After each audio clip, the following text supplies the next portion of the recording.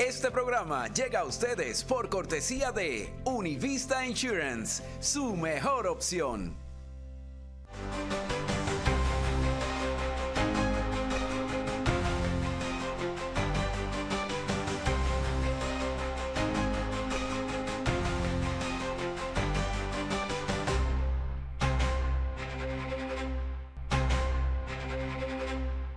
¿Qué tal? ¿Cómo están? Les habla Marian de la Fuente. A medida que el presidente electo Donald Trump se acerca ya a la toma de posesión de su segunda administración, tiene ya prácticamente completos los miembros que van a conformar su próximo gabinete.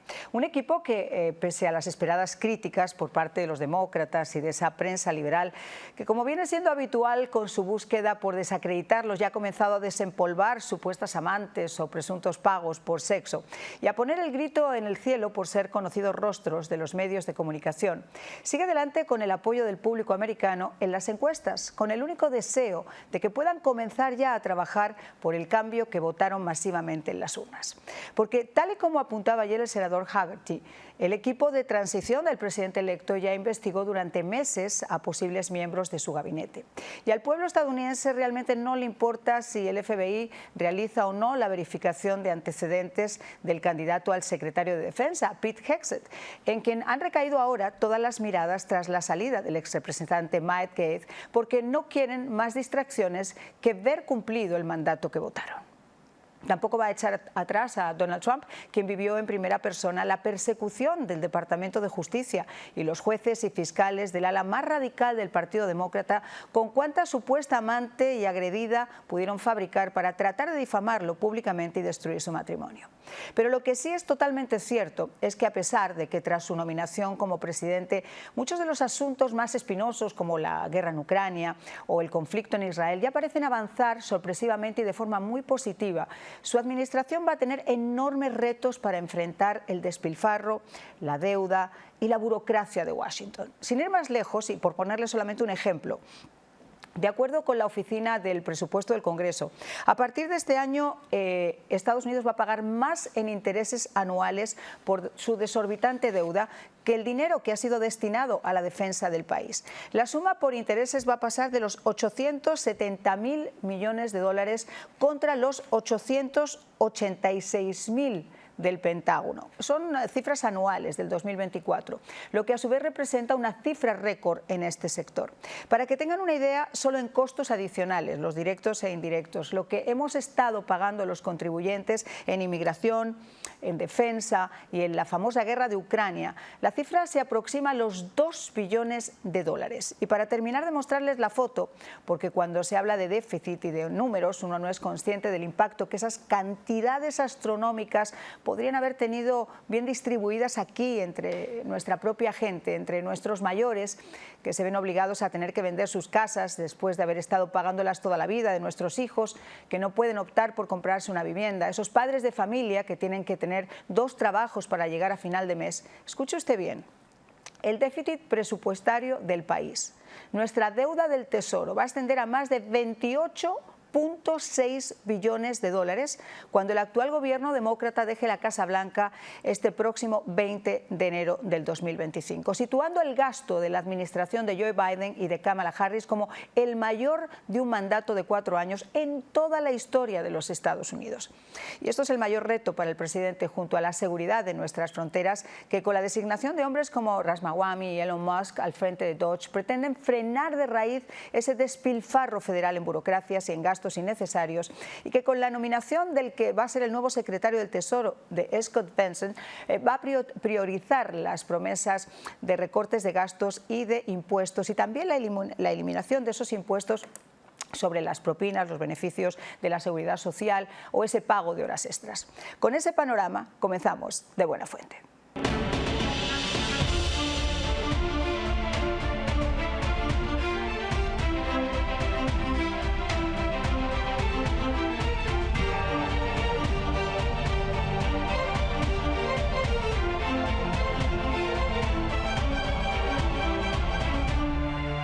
Bueno, voy a presentarles a nuestros invitados de esta noche. Está con nosotros Anthony Verdugo, presidente de la Coalición Cristiana. Muchísimas gracias por acompañarnos. Gracias. Y está con nosotros también Renier Díaz de la Portilla, abogado, analista político también. Muchas gracias por acompañarnos. Un placer estar aquí, María. Les estaba, a ver, son tantos los retos. Uno se pone a pensar en la inmigración, uno se pone a pensar en todo. A ver, ¿por dónde empezamos? Esto es como llegar a una casa nueva y decir, ¿por dónde empiezo? Pero sin ninguna duda, el tema de la economía es cuando salen estos números a la luz. Señores, yo estoy absolutamente asustada. Estamos hablando de 886.000 millones del gasto, por ejemplo, del Pentágono, 28.6 de gasto público. ¿Cómo se puede llegar a, cómo se logra empezar siquiera a limpiar esa casa? Muy difícil, pero hay que hacerlo. Mira, con la economía, vamos a hablar de la comida, que todo el mundo tiene que comer. Hemos visto un aumento de 22%, ¿sí? 25% en lo que es nada más que la comida, cuando uno va a hacer las compras. El valor del dólar, el poder adquisitivo ha bajado 40%. Y estoy hablando nada más que en los últimos 4 años. La inflación bajo la administración de Trump fue 1.9% de promedio a través de los 4 años, menos de 2%. La inflación bajo Biden ha sido de 8.7%, el promedio a través de los últimos 4 años. Ha habido un despilfarro total, Marian. Uno de los problemas que ha habido es dos puntos en realidad.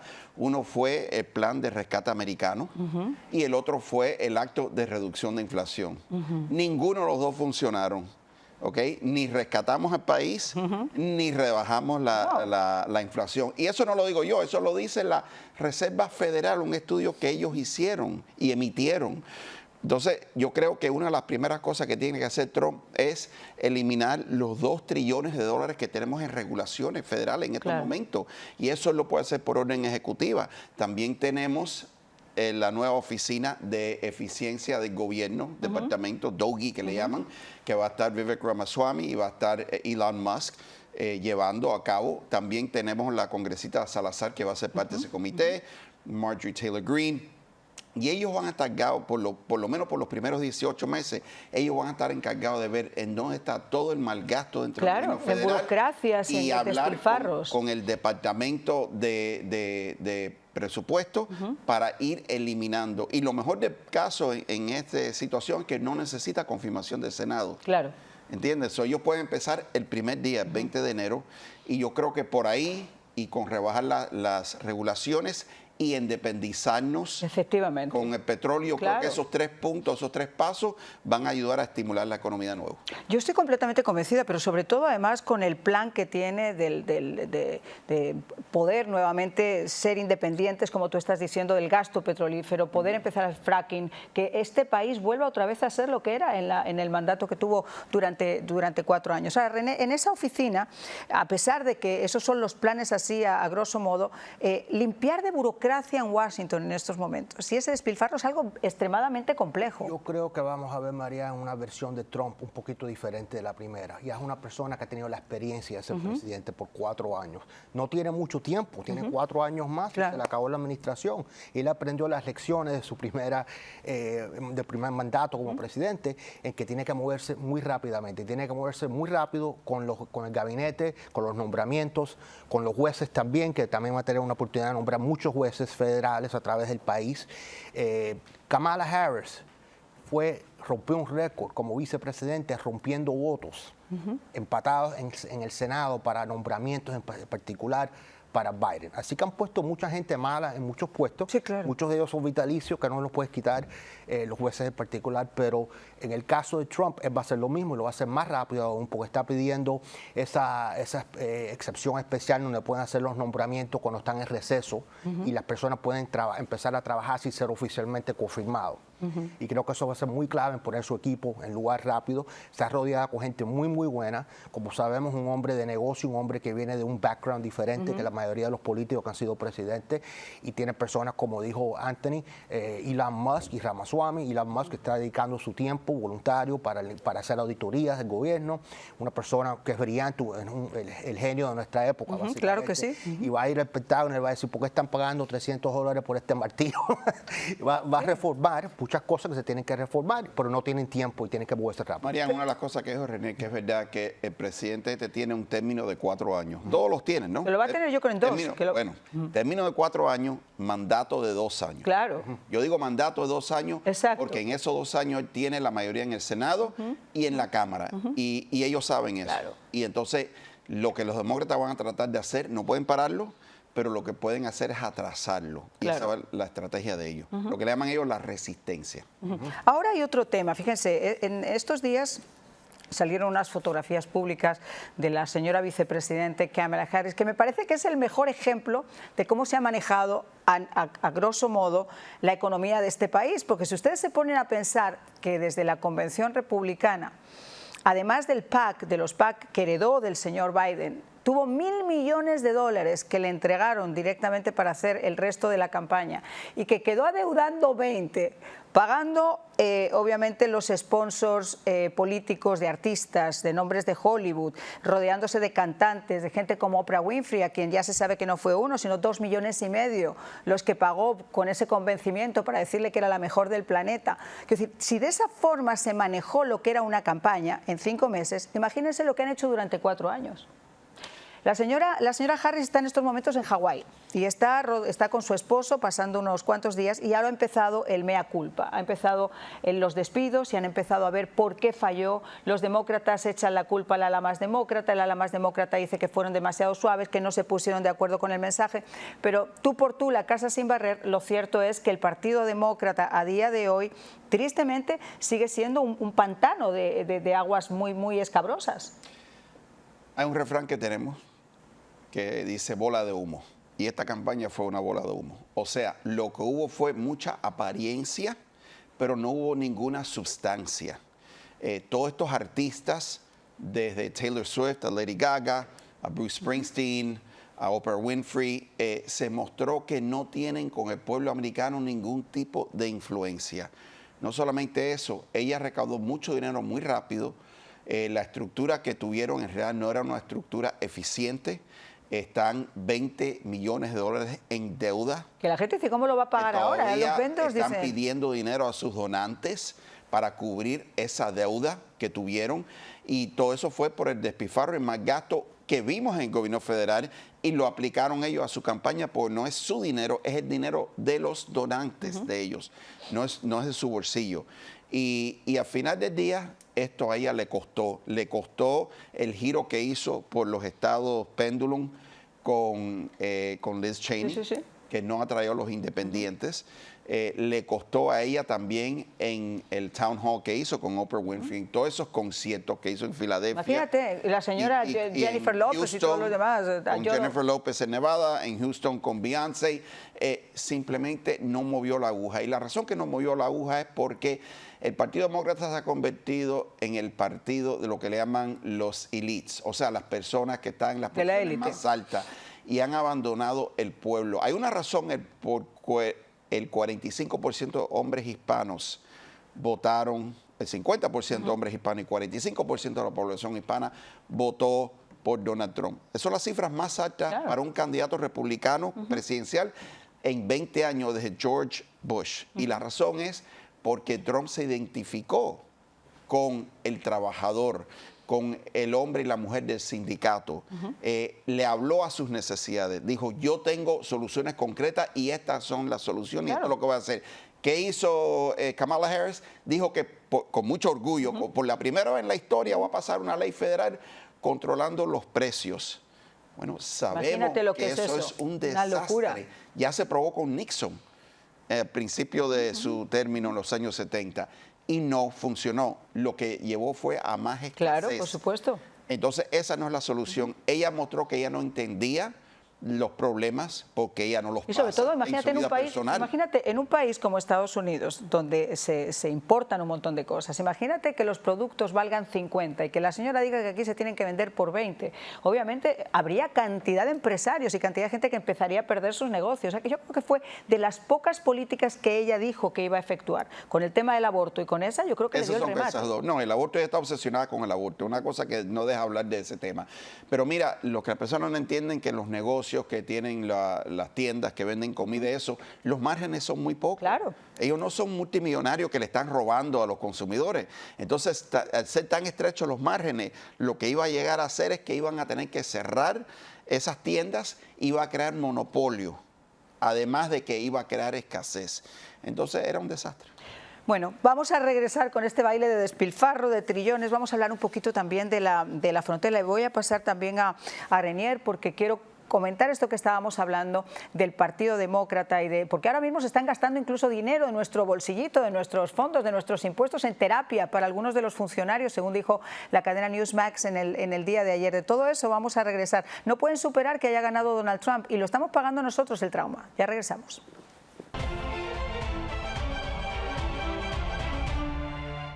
Al igual que llega la época navideña, también nos llega la nueva temporada de inscripción de los seguros de salud. Ha sido un placer educar a los miles de clientes que cada año confían en Univista Insurance. Con más beneficios que nunca antes y mejor preparados, las compañías ofrecen planes desde 0 pagos mensual, 0 deducible, 0 copagos y una red de centros médicos, especialistas y hospitales muchísimo más amplia. Esta es tu oportunidad de llamar a Univista Insurance y comenzar tu año asegurado, porque Univista Insurance es la mejor opción. Café, el mío.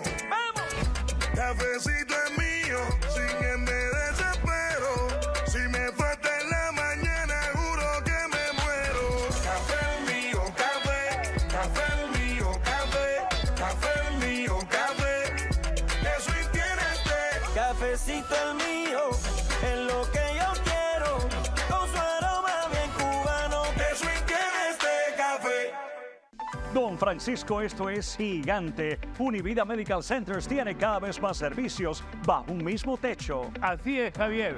Univida Medical Center cubre todas las necesidades de sus pacientes, con médicos primarios y especialistas, servicio dental, óptica, centros de bienestar y las innovadoras cámaras hiperbáricas. Llama ya y nuestras expertas operadoras te asesorarán en todos los beneficios que calificas. Porque salud es vida. Univida. Llama ya.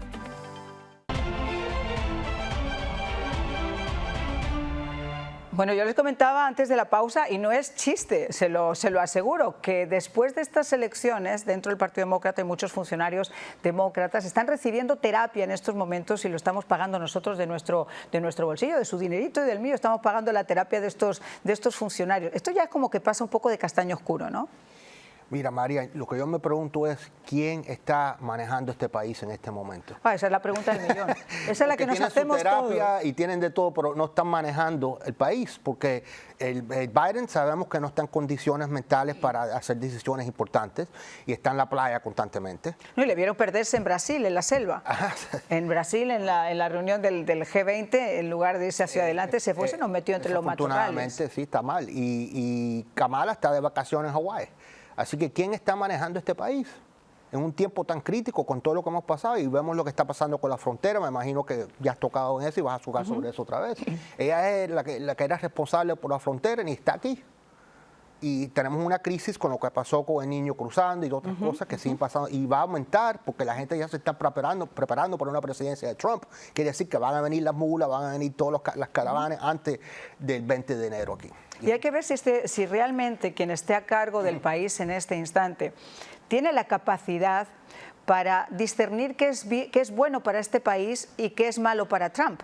Porque parecería que las últimas políticas que se están manejando, que se están llevando a cabo, no es precisamente el bien de los Estados Unidos lo que se está poniendo sobre la mesa. Yo discutía el otro día y lo hago partícipe a ustedes. Por ejemplo, en un momento como este, donde se sabe que cuando Trump fue nominado, inmediatamente Rusia y Ucrania decidieron al menos sentarse en una mesa de negociaciones para buscar un acuerdo diplomático a corto plazo o a mediano plazo. Este señor autoriza los misiles de largo alcance para poder ser utilizados en suelo ruso y las minas antipersonales que se pongan en la frontera, lo que significa una escalada de la violencia, lo que ha hecho que Rusia a su vez con Corea del Norte estén buscando cómo apoyan. Quiero decir, esto no es precisamente apuntar a la escalada, sino tratar de frenar la escalada. Yo no sé si esa decisión realmente ha sido viendo lo que vi en el G20, en esa foto, yo dudo mucho que esa decisión haya salido de Biden. Marian, quizá voy a discrepar un poquito contigo. Los dictadores, Putin, Xi Jinping, Kim Jong-un, respetan el poder, la fuerza. Ellos no respetan los países que buscan la paz. Bajo Ronald Reagan nosotros decíamos que manteníamos la paz a través de la fuerza militar. Entonces, esta escalación, yo creo, lo único que yo critico es que no se hizo antes. Tiene que haberse hecho desde el principio. Claro, ahí estamos no se hablando. hizo, pero bueno, se está haciendo ahora.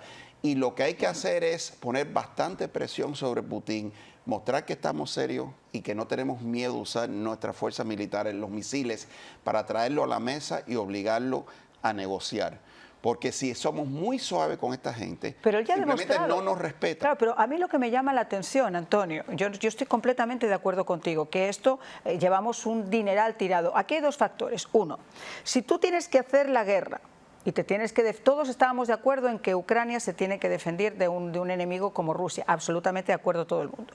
Pero en cualquier guerra, en cualquier conflicto donde tú te metes, tiene que existir un plan de salida. Así sea diplomático, así sea lo que sea. Pero si tú estás jugando con el dinero que no es tuyo, con las armas que no son tuyas, obviamente te pone en una situación envalentonada donde tampoco vas a aceptar cualquier negociación que se ponga en la mesa, o al menos cualquier intento de negociación, que es lo que le pasó a Zelensky.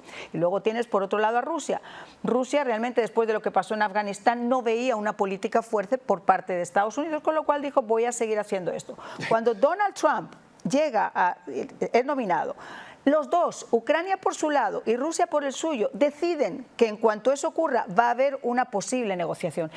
Mi punto es, ¿por qué cuando ahora ya por fin se pueden llegar a sentar a negociar si entra en la OTAN o si no entra en la OTAN, si se lo van a impedir de por siempre, que para mí eso es la guinda del pastel? Si Ucrania no entra en la OTAN, yo creo que este conflicto se acaba, porque a Rusia no le importa el territorio, le importa proteger su frontera. Esa es mi visión. Si usted entra en la OTAN y la OTAN decide ponerle una plataforma de lanzamientos justo en la misma frontera con Rusia, Rusia va a decir que no. Por eso su obsesión es que no entre Ucrania en la organización del Tratado del Atlántico. Y Ucrania en el pasado rechazó. Le ofrecieron membresía y la rechazaron. La diferencia ahora es que hay un líder. Y hay un líder respetado en el mundo. Putin no tomaba las llamadas de Biden. ¿Tú sabes lo que no es aceptar las llamadas del presidente de los Estados Unidos? Claro. Y eso todo empieza por, como tú dices, Afganistán. Después la invasión. Después vimos cómo invadieron a Israel también, Hamas y los terroristas. Entonces, yo creo que el panorama va a cambiar ahora, porque ahora ven que hay un hombre serio, fuerte, que no tiene temor, no tiene miedo, y va a obligar estas negociaciones. Sin duda ninguna. La diferencia es, no había liderazgo, ahora hay liderazgo. Peter, la opción que ha tomado el presidente para el Ministerio de Defensa, para el Departamento de Defensa, ha sido criticada porque es un hombre que vemos habitualmente en la cadena Fox, pero es un hombre que ha sido veterano, que ha sido capitán, que ha liderado dos grupos, que es un hombre que ha estado en activo en Afganistán, que ha estado en Irak, que conoce quizá mejor que todos esos gerifaltes que le sacan brillo a sus estrellas y que no han pisado un campo de batalla por un montón de tiempo. Creo que esa opción, bajo mi punto de vista, puede ser muy válida, pero además una cosa que está haciendo Trump es que, además de estas figuras que podrían ser las más mediáticas, las que conocen el proceso de comunicación, que le son leales, etcétera, está poniendo además gente que son los que verdaderamente saben al lado de todas estas figuras. ¿Cómo crees qué es lo que opinas tú de lo que estamos hablando ahora de Ucrania, de lo que está ocurriendo con Israel? La decisión de Irán, por primera vez también, de decir, no solamente no te voy a matar, sino que también vamos a ver cómo arreglamos las cosas, porque yo no quiero estar en este problema.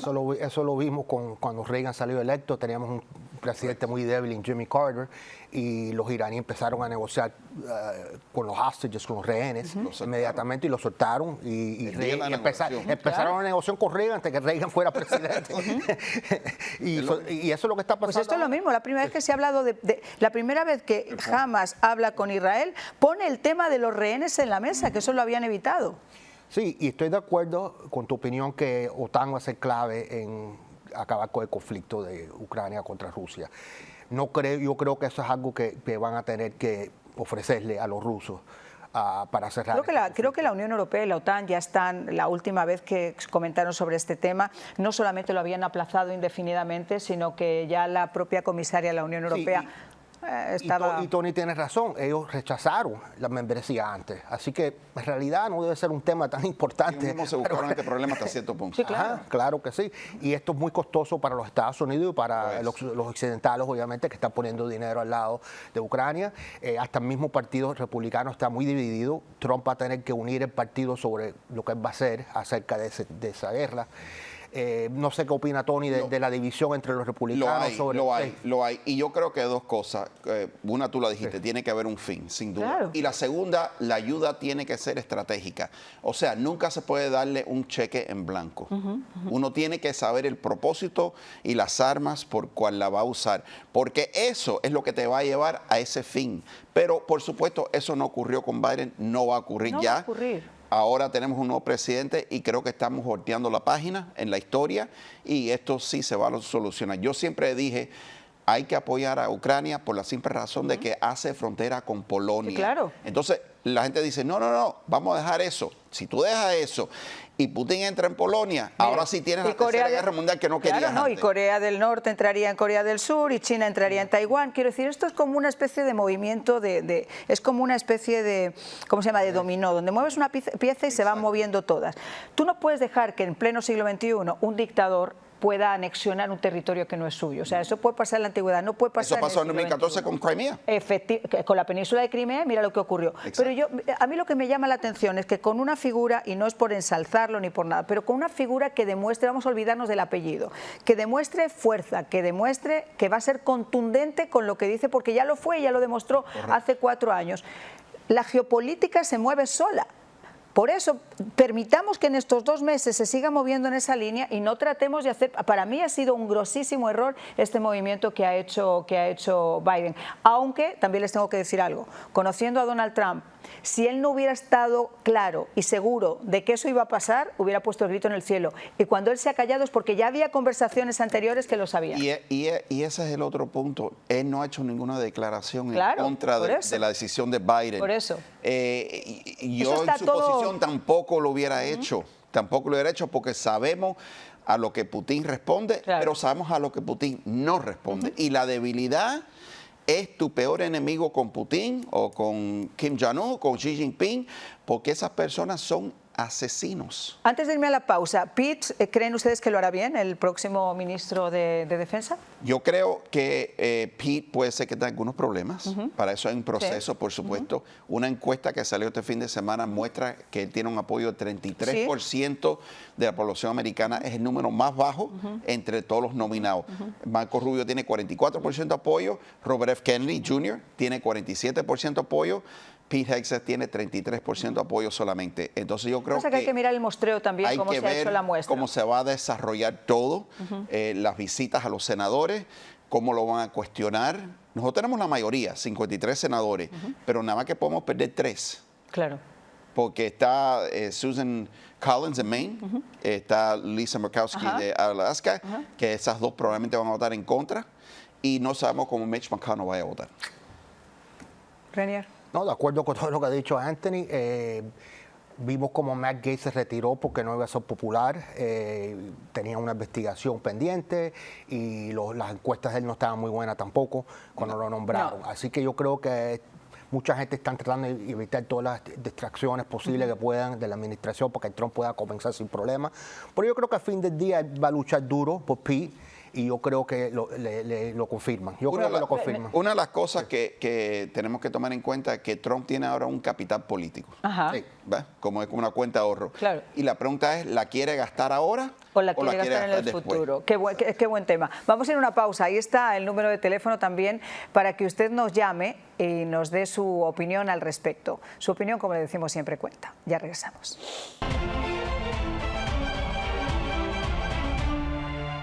Cuando se trata de un plan de Medicare Advantage, hay muchas dudas. ¿Cuánto cuesta? ¿Qué hospital me pertenece? ¿Tengo que pagar por recetas? Elimine esas dudas con una llamada a Univista Insurance. Uno de nuestros agentes especializados le ayudarán a escoger un plan a su medida. 0 copago en visitas médicas, 0 copago para medicinas, 0 copago en servicios dentales y mucho más. Llame ya y escoja su plan Medicare Advantage para el 2025. Univista Insurance es su mejor opción. Don Francisco, esto es gigante. Univida Medical Centers tiene cada vez más servicios bajo un mismo techo. Así es, Javier. Univida Medical Center cubre todas las necesidades de sus pacientes. Son personas maravillosas que te hacen sentir con más vida, con más vitalidad, con deseos de seguir adelante. Llama ya y nuestras expertas operadoras te asesorarán en todos los beneficios que calificas. Porque la salud es vida. Univida. Llama ya. Qué bueno que no apareció el chacal.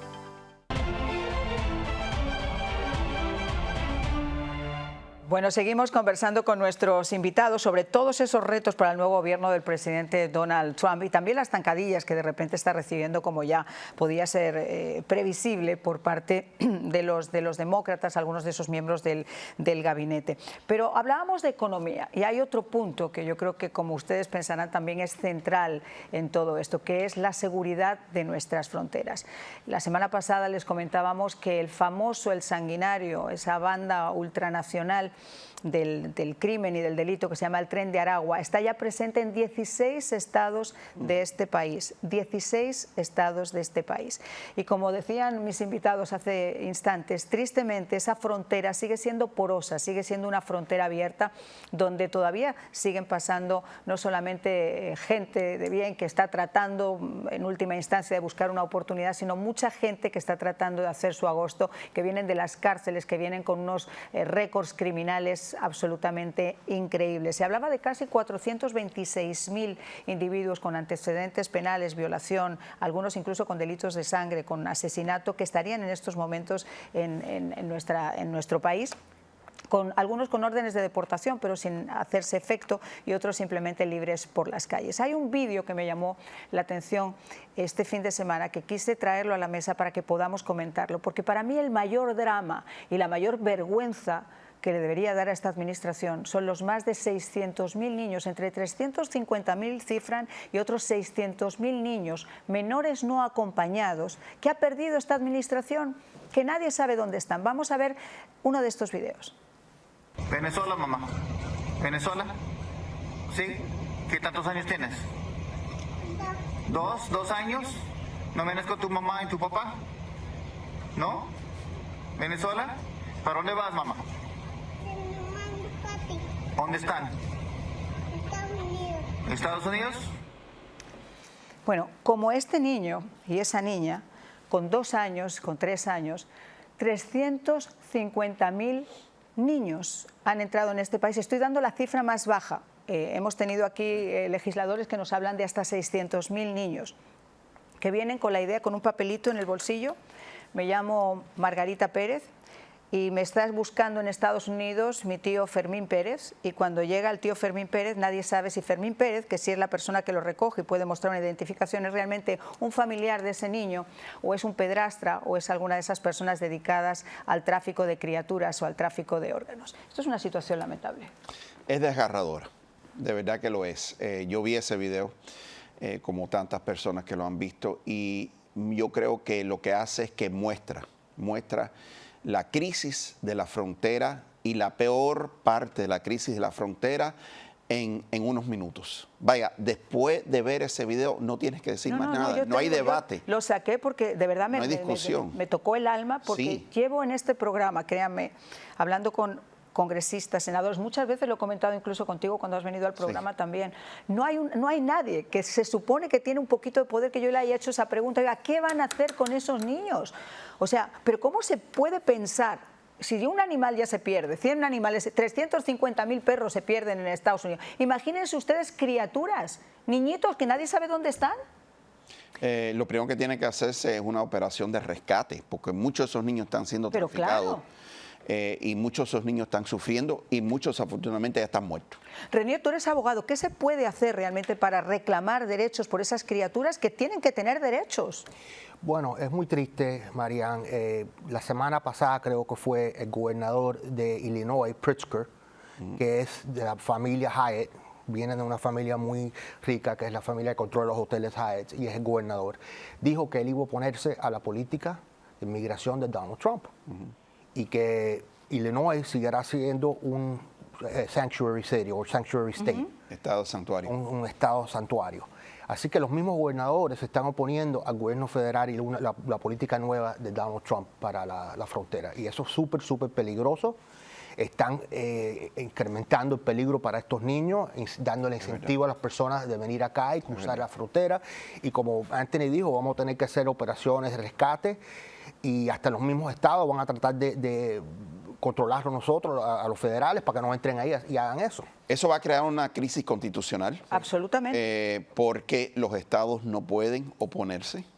Illinois, California, Nueva York. Massachusetts, la semana pasada, el jueves, la gobernadora de Massachusetts, que había dicho que se oponía igual a la política que iba a imponer Donald Trump sobre inmigración, resulta que en su estado detuvieron a 3 individuos que estaban acusados de violar repetidamente a niños en otras ciudades de los Estados Unidos y un brasileño que también tenía una larga lista de delitos de pederastía y de delitos sexuales con menores que eran impresionantes. Entonces, mi pregunta es la misma que yo hacía. ¿Hasta qué punto esta gente va a hacer valer más la seguridad, los derechos, el destino, el futuro de los Estados Unidos que el odio que puedan llegar a tener por Donald Trump y las políticas de Donald Trump? Tú no puedes encubrir a una persona, un pedrastra, una persona que ha cometido una felonía, un crimen federal. Si lo haces, puede ser arrestado. Y puede llegar al punto que algunos de estos gobernadores sean arrestados. Pero mira, la pregunta que yo hacía el otro día, vamos a suponer que crecen los estados o las ciudades santuario, porque el otro día ya hubo no sé cuántas ciudades, creo que eran Los Ángeles, Boston, que se unían también a esta lista de ciudades santuario. Son ciudades donde tú ves a la gente en pleno centro como zombies producto del fentanilo, donde la prostitución se ha incrementado a niveles exponenciales, donde la inseguridad ha hecho que la gente tenga que huir de sus estados. Y tienes esos gobernadores que están financiados por el señor cuyo nombre empieza igual por delante que por detrás, el famoso señor Zorro, están financiados por él y resulta que no pasa nada, vamos a dejar que esto siga ocurriendo, que sigan viniendo. Esas imágenes que estamos viendo en sus pantallas, esos son todos los días en las ciudades santuario. ¿Y qué pasaría si Donald Trump decreta una emergencia nacional, Renier? Bueno, yo tengo una solución, no sé lo que Anthony pensará de esto. Vamos a ponerlo todo en los Hyatt Hotels. De acuerdo. Sería divino. Excelente idea. ¿Tú crees que él aceptaría eso? Excelente idea. Que el gobernador Pritzker va a permitir que pongan a todos los inmigrantes legales en sus hoteles de lujo. O en la casa de los señores Ramos y todos estos que se llenan la boca para apoyar. A mí me gustaría que uno de ellos solo le diera un bocadillo de comida y lo metiera en su casa, ya que son tan solidarios. Sí. Ahora, ¿qué se puede hacer? Y yo hacía esa pregunta el otro día, pero quiero aprovechar que tú eres un gran conocedor de ese tema. Si Donald Trump decreta una emergencia nacional, la política que impera en esos estados, que es la de proteger a los delincuentes, etcétera, etcétera, pues una ciudad santuario, a los inmigrantes, etcétera.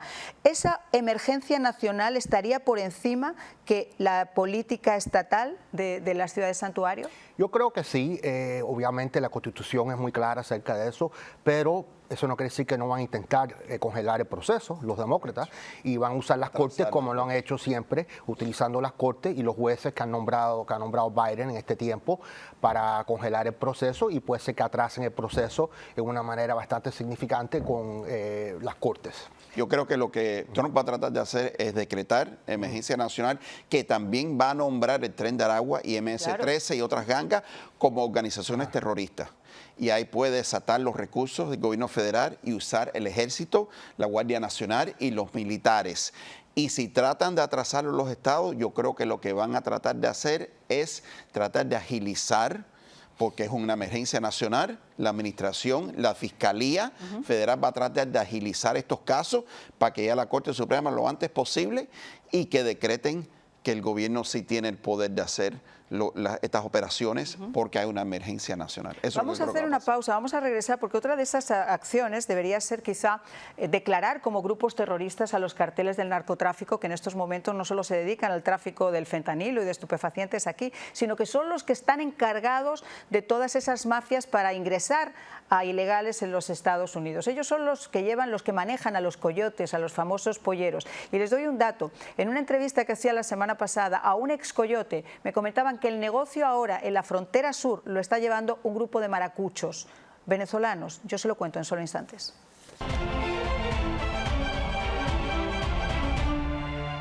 Al igual que llega la época navideña, también nos llega la nueva temporada de inscripción de los seguros de salud. Ha sido un placer educar a los miles de clientes que cada año confían en Univista Insurance. Con más beneficios que nunca antes y mejor preparados, las compañías ofrecen planes desde 0 pagos mensual, 0 deducible, 0 copagos y una red de centros médicos, especialistas y hospitales muchísimo más amplia. Esta es tu oportunidad de llamar a Univista Insurance y comenzar tu año asegurado, porque Univista Insurance es la mejor opción. Café, el mío.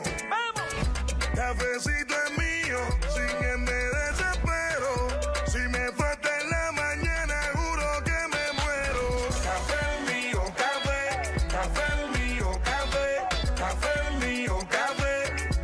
Eso tiene usted. Cafecito el mío, es lo que yo quiero, con su aroma bien cubano. Eso tiene este café. Don Francisco, esto es gigante. Univida Medical Centers tiene cada vez más servicios bajo un mismo techo. Así es, Javier. Univida Medical Center cubre todas las necesidades de sus pacientes, con médicos primarios y especialistas, servicio dental, óptica, centros de bienestar y las innovadoras cámaras hiperbáricas. Llama ya y nuestras expertas operadoras te asesorarán en todos los beneficios que calificas. Porque salud es vida. Univida. Llama ya.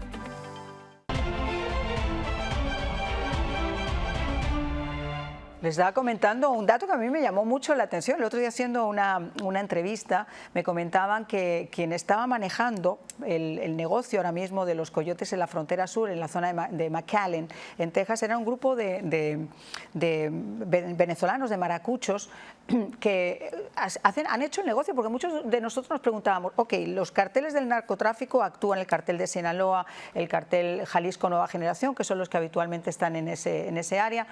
Pero, ¿y qué pintan estas mafias? ¿Y cómo se apoyan? ¿Y cómo se ayudan? Señores, Cuba, Venezuela, Nicaragua, tiene dentro de los propios países grupos organizados para manejar el viaje. Usted llega a un tramo, ahí tiene que depositar a su familia. Pasa a otro tramo, ahí tiene que volver a hacer usted un giro a su familia. Y así es como está funcionando este negocio. Mi pregunta hacia ustedes es, sabiendo que esto está ocurriendo y que tristemente en México, muerto el perro no se acabaron las pulgas, sino que le salieron además garrapatas, porque se ha ido Andrés Manuel López Obrador, pero la señora que está ahora en estos momentos está más a la izquierda que el Che Guevara, y ella va a proteger a los carteles como hizo Andrés Manuel López Obrador. Con toda la honestidad lo digo, no tiene ninguna política clara de acabar con los carteles del narcotráfico que han tomado las instituciones con total corrupción e impunidad. No lo va a hacer. La pregunta es, ¿podría entonces el gobierno de los Estados Unidos decretar a los carteles del narcotráfico mexicanos como grupos terroristas para poder actuar directamente contra ellos? Sí, lo puede hacer, obviamente, pero no creo que va a ser tan fácil encontrarlos, identificarlos.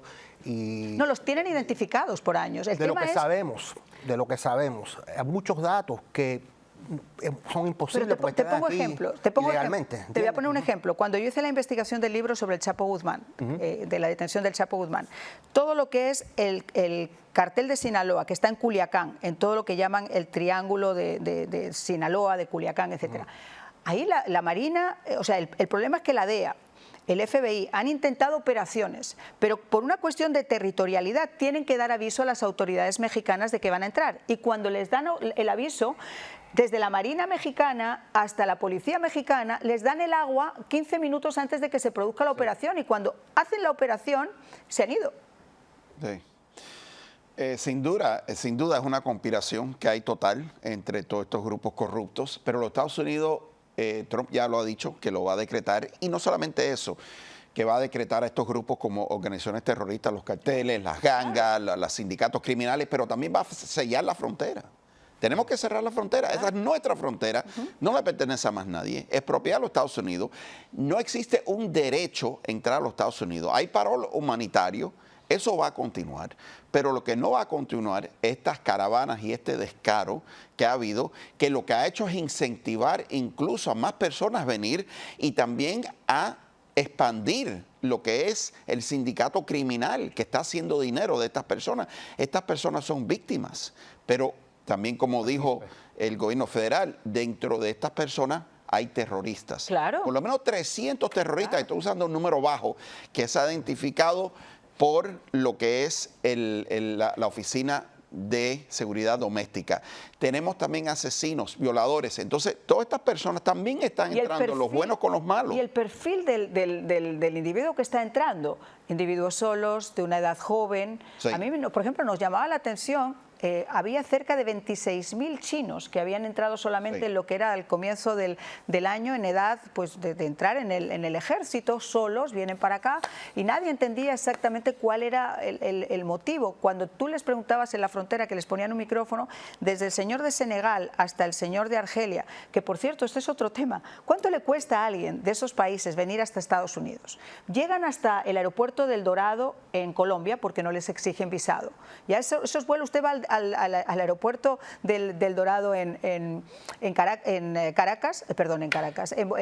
Bogotá, y cuando usted está en el aeropuerto se va a dar cuenta de los vuelos completos de gente de África, y dices, ¿cómo es posible? ¿Dónde están llegando? Se quedan en Bogotá 2 o 3 días y ahí ya comienzan el periplo para moverse hacia la frontera de México. Sí. ¿Cuánto cuesta eso? ¿Quién está pagando eso? Lo que es una invasión coordinada y orquestada por los enemigos de este país, de los Estados Unidos. Y es lo que es, simplemente, es una invasión. Y por eso que es un acto de guerra, en mi opinión, y tenemos que tener una mano firme en la Casa Blanca. Va a ser muy difícil resolver este problema solamente dentro de los Estados Unidos. Tenemos que negociar de una manera muy firme con el gobierno de México y los otros gobiernos que están permitiendo a las personas cruzar sus fronteras para llegar a los Estados Unidos. No, además utilizan la inmigración como un chantaje, incluso emocional. Usted tiene al señor Maduro o al señor Ortega o a Díaz-Canel, señor por llamarles algo, que lo que hacen es utilizar esos flujos migratorios como una especie de chantaje. Entonces, si todo eso no se pone realmente freno, estamos nosotros también colaborando en ese drama humano. Por eso cuando esta gente dice, no, hay que ser positivos con la inmigración, 2 cosas, y los que están aquí y los que llevan ya 20 años acá y 30 años acá esperando que una reforma migratoria que les ayude a salir de las sombras, pagando impuestos, con hijos que ya están acá, con buena conducta, los han saltado a todos por encima. No, sin duda, mira, todos los años hay 1 millón de personas que entran a los Estados Unidos y son naturalizados legalmente. Claro. Porque llenaron los papeles, se pusieron en línea, tomaron su número, siguieron el proceso, el protocolo. Claro. El problema no es ahí, el problema es lo que tú dices, los que están saltando la línea, y no solamente que están saltando la línea, pero que están creando problemas en este país, no solamente con la importación de droga, pero cometiendo crímenes. La semana pasada vimos el juicio en Georgia de Laken Riley, que fue atentada a ser violada, y cuando rehusó y resistió, la mató un ilegal, y no quieren que use esa terminología, pero cuando tú rompes la ley y cuando tú cruzas la frontera, estás cometiendo un acto de felonía, y eso es un acto ilegal, y eres un inmigrante ilegal, y ahora lo tienen, le han dado vida en la cárcel. Veremos a ver si Venezuela los coge o no los coge, pero aquí no puede ser. Ese es otro tema. Después, si los deportan y el país no los quiere deportar y después se vuelven otra vez a poner en la frontera, ¿cuántos hay de ellos que ya han cometido estas fechorías y han regresado? Ahí también tiene que haber una política firme de que el que tienen sea que servir sus términos aquí. Si cometen crímenes en los Estados Unidos, son juzgados en los Estados Unidos y tienen que servir su término en la cárcel. Eso nos cuesta dinero también a los contribuyentes. Por eso ese es el problema. Pero entonces no pagan por su crimen. Regresan, como tú dices, y regresan a los Estados Unidos de nuevo, reentran en los Estados Unidos. Así que es un problema muy, muy complejo, pero ellos tienen que pagar las penalidades por violar la ley en los Estados Unidos. Yo creo que deben de ir a la cárcel cuando lo encuentran culpable en una corte. Miren, yo veo a ese individuo que está en sus pantallas con la camiseta de cuadros y esa cara, y me imagino el dolor, la tortura por la que tuvo que pasar esa chiquita enfermera, estudiante de enfermería en Georgia, donde fue brutalmente violada y además después la asesinaron, o el de la niña en Nueva York, o la señora que está en Texas, que era mamá de 5 hijos. Ha habido como 6 o 7 casos conocidos que hayan salido en los titulares, sin contar con las agresiones a la policía, los robos, los secuestros, las extorsiones y esas violaciones que no se comentan y que no se denuncian, porque todavía sigue existiendo esa cosa de que no quiero denunciar una agresión sexual, pero realmente es una cosa absolutamente temeraria. Vamos a hacer una pausa y ya regresamos.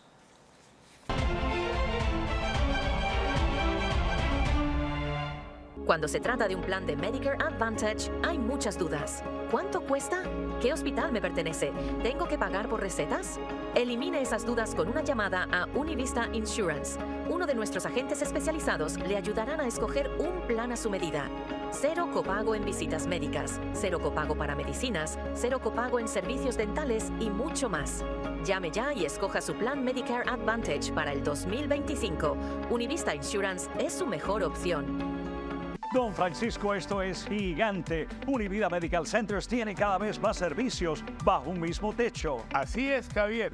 Univida Medical Center cubre todas las necesidades de sus pacientes. Son personas maravillosas que te hacen sentir con más vida, con más vitalidad, con deseos de seguir adelante. Llama ya y nuestras expertas operadoras te asesorarán en todos los beneficios que calificas. Porque la salud es vida. Univida. Llama ya. Qué bueno que no apareció el chacal.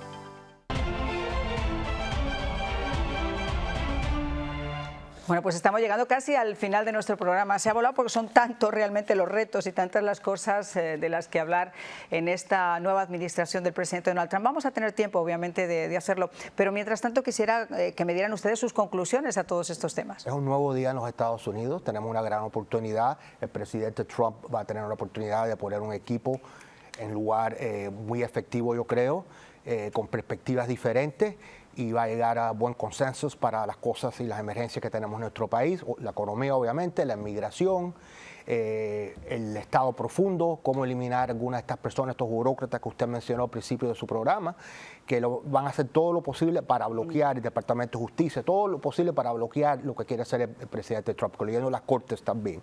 Y hay que moverse rápido, el Congreso que lo tiene que cooperar con él para confirmar a sus nombramientos y empezar la reforma en este país. ¿Creen que será rápido más o menos esas confirmaciones? Porque estaba escuchando por parte de senadores que quieren que sea un proceso lo más rápido posible para empezar a trabajar. Sí, yo creo que Trump no es una persona que es conocida por su paciencia y va a hacer todo lo posible para motivar a su base y sus republicanos en el Senado para mover estas nominaciones para adelante. Sí. Bueno, hablando de las confirmaciones, hablamos de personas como Robert F. Kennedy, Pete Hegseth, Tulsi Gabbard, que quizás son los más polémicos, Linda McMahon, pero el 90%, el 91% de los nombramientos van a no tener ninguna resistencia, ninguna polémica, ninguna. Por lo tanto, yo creo que se le va a hacer más fácil a los senadores. Ellos toman en serio su privilegio de control y equilibrio que le da la Constitución para confirmar a estos miembros del gabinete. Pero hay un realineamiento. Lo que estas elecciones nos dijo a nosotros, que hay un realineamiento cultural en este país, muy similar al realineamiento político y cultural que hubo en 1980, cuando Jimmy Carter pierde su reelección contra Ronald Reagan. Ronald Reagan dijo que era mañana en América. Y el país empezó a ir más hacia la derecha, más hacia un giro conservador. Y ya lo estamos viendo ahora. Estamos viendo cosas que están ocurriendo, decisiones que han ocurrido en Hollywood, anuncios que están saliendo en donde la voz conservadora se está sintiendo más fortalecida y está sintiéndose más apto y más confiado a expresar su opinión. Y ese realineamiento ocurre porque se rechazó las propuestas comunistas y socialistas de los demócratas, se rechazó el extremismo del aborto, se rechazó la ideología de género, y no lo estoy diciendo yo, eso lo dice el presidente del LULAC. El presidente del LULAC dijo que el hombre hispano, por esas razones, rechazó a Kamala Harris. Y estamos viendo también un realineamiento en lo que viene a la identidad de política. Ha habido un rechazo total de la identidad de política, y el afroamericano ahora está votando republicano en números que no se habían visto en la historia recién. Hispanos también, lo vimos con asiáticos, lo estamos viendo con las mujeres, 51% de las mujeres blancas votaron por Donald Trump.